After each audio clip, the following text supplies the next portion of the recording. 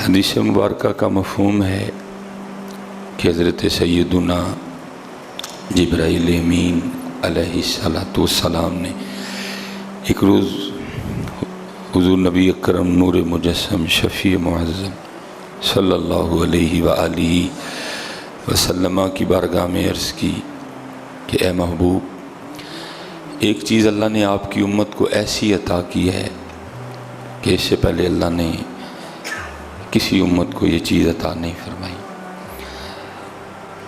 اب کوئی سے یہ نہ سمجھے کہ حضور نبی علیہ السلام کو پتہ ہی نہیں تھا، پتہ تھا، کیونکہ اصل مقصد ہوتا تھا بات ہم تک پہنچانا۔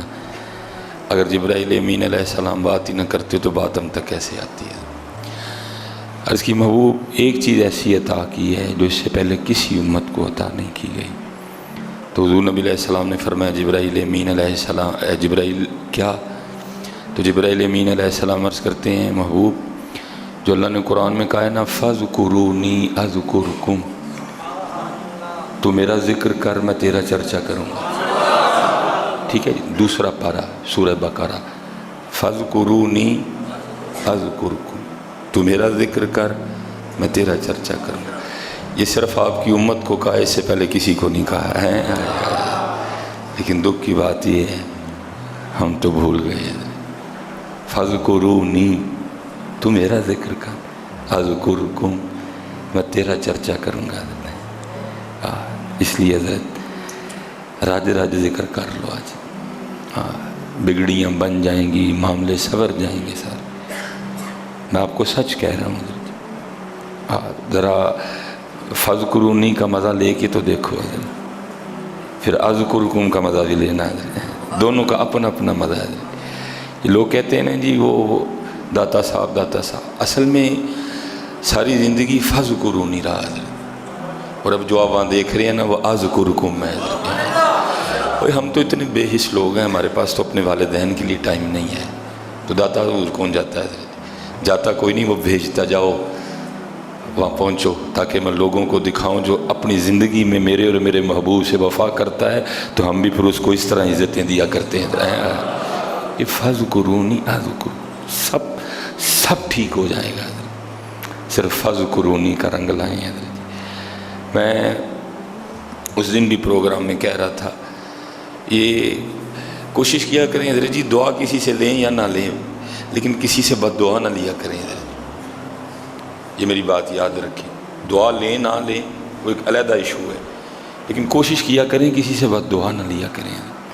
وہ لکھا ایک دن نا منصور امام مالک کے پاس آیا، آ کے عرض کرتا ہے حضرت میرے لیے دعا کریں۔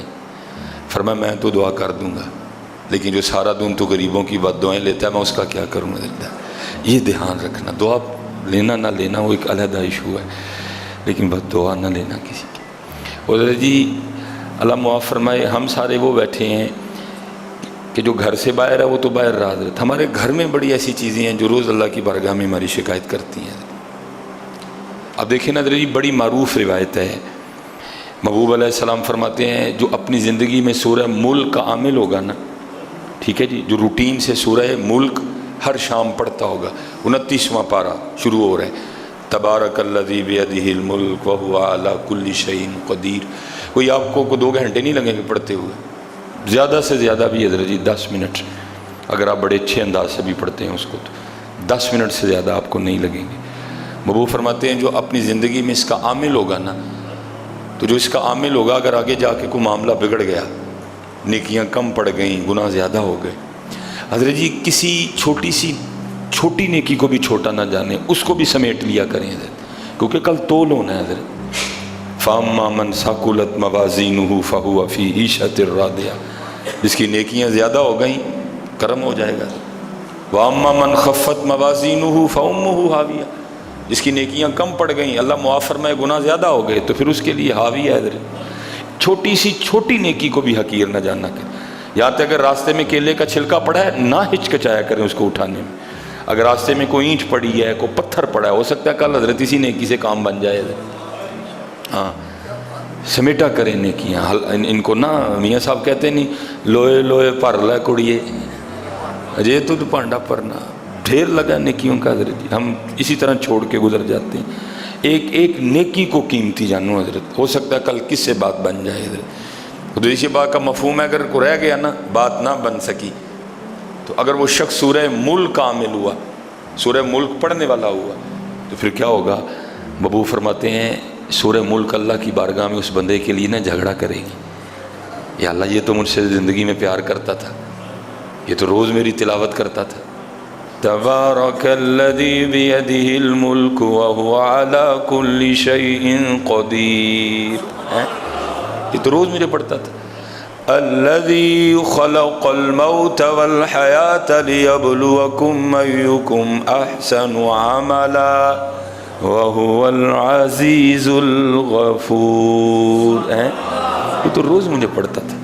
اب یہاں تو اس کو معاف کر یا پھر اس طرح کر مجھے قرآن سے نکال دے. اب ظاہر ہے اس کو تو نہیں نکالا جائے گا, وہ تو حصہ ہے قرآن کا. تو پھر محبوب فرماتے ہوگا کیا؟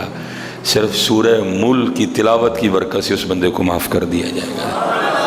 اچھا حضرت, اگر کل یہ معاملہ ہو سکتا ہے تو پھر آپ کے خیال میں آج نہیں ہوتا ہوگا؟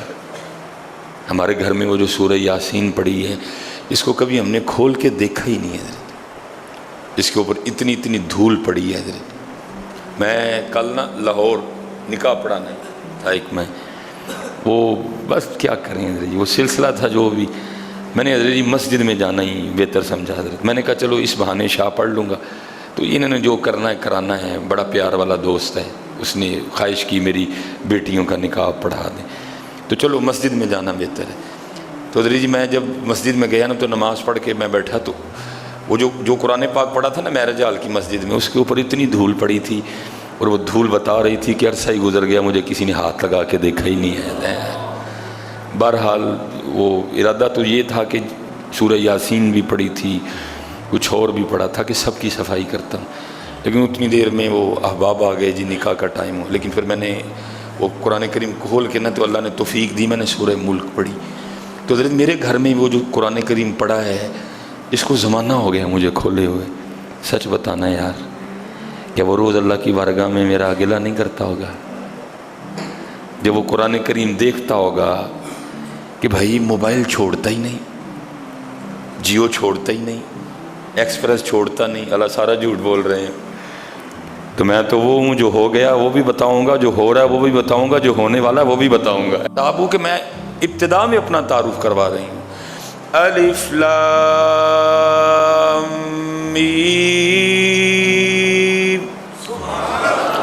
ذالک الکتاب لا ریب فیہ ھدی للمتقین. مجھ میں تو شفا بھی ہے, حالانکہ یہ بیمار بھی ہے, کبھی اس حکیم کے پاس جاتا ہے, کبھی اس ڈاکٹر کے پاس جاتا ہے, کبھی لاہور جاتا ہے, کبھی پشاور جاتا ہے, کبھی پنڈی جاتا ہے, یہاں تک کہ اس نے انگلینڈ جانے کا بھی پروگرام بنا رکھا ہے علاج کے لیے.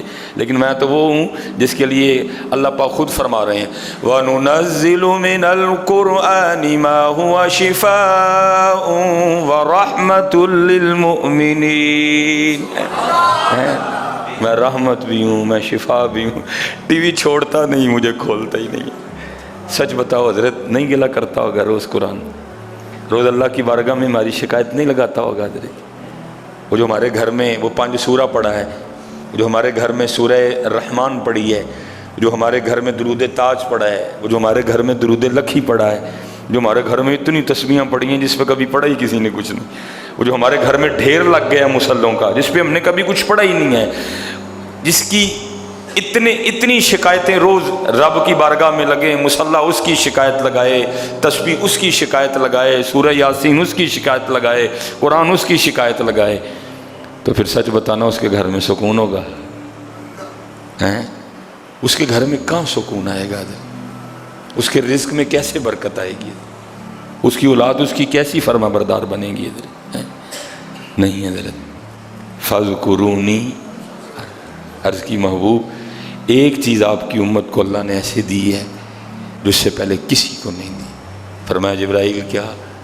تو عرض کی وہ جو اللہ نے قرآن میں کہا ہے نا فَاذْكُرُونِي أَذْكُرْكُمْ, تو میرا ذکر کر میں تیرا چرچا کروں گا. ہے یہ بات آپ کی امت سے پہلے اللہ نے کسی امت کو نہیں کہی ہے.